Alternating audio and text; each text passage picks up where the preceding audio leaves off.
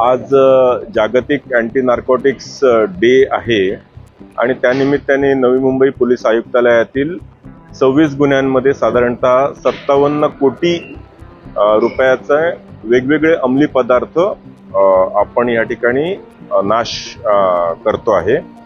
या अगोदरही शेकडो कोटी नार्कोटिक्स आपण नाश केलेला आहे। आपली ह्या नार्कोटिक्समध्ये मुख्यत्वे हेरोइन, गांजा, MD, कोकेन असे अनेक प्रकारचे नार्कोटिक्स आहेत आणि आपली जी नवी मुंबई आयुक्तालयामध्ये नार्कोटिक्स संदर्भामध्ये जी झिरो टॉलरन्स पॉलिसी आहे त्यामध्ये आपण खूप मोठ्या कारवाया सातत्याने करतोय। आपण बघत असाल की गेल्या 3-4 वर्षांपासून आपण खूप मोठी मोहीम नवी मुंबई पोलीस आयुक्तालयामध्ये हाती घेतलेली आहे। आता आपण नुकतेच काही महिन्यांपूर्वी प्रत्येक पोलीस स्टेशन अंतर्गत अँटी नार्कोटिक्स स्क्वॉड सुद्धा आपण सुरू केलेले आहेत आणि प्रत्येक पोलीस स्टेशन स्तरावर जे आफ्रिकन नॅशनल्स नार्कोटिक्समध्ये उतरत आहेत किंवा जे लोकल्स सुद्धा आहेत इन्क्लुडिंग पंजाबी गँग आणि ह्या सर्वांना आपण मुळापासून घाला घातलेला आहे आणि त्याच्यामध्येच मोठ्या प्रमाणावर आपण ह्या ठिकाणी कारवाई केलेली आहे।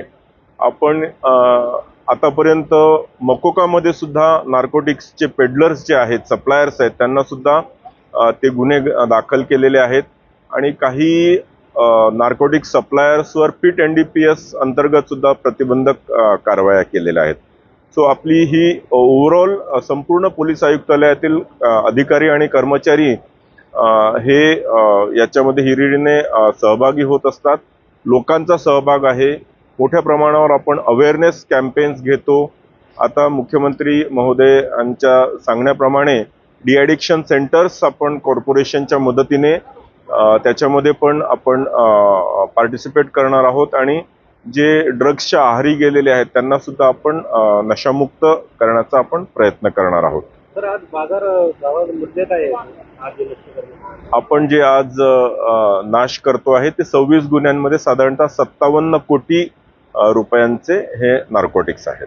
तरुणांना काय आवाहन कराल?